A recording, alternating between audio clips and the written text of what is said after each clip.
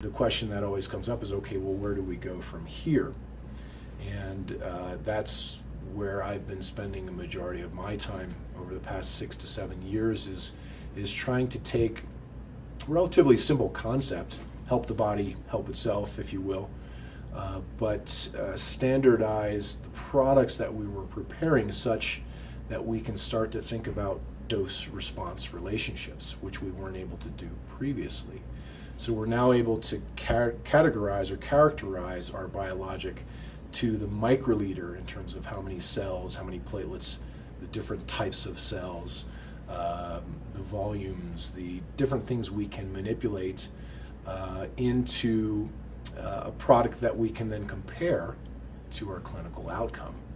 And then we can take patients that did well, for example, and have a look at the spectrum of their biologic and say, well, what was it about their biologic that made them do well?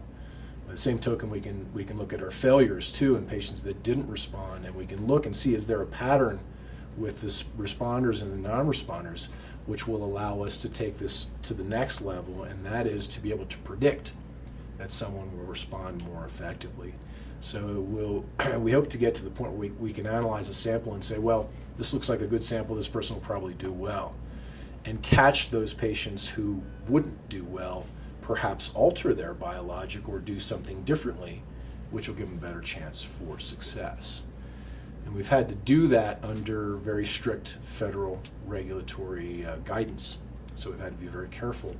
to make sure we were operating within the parameters of what we were allowed to do legally and what was safe and what was efficacious based on what the literature and the data was suggesting.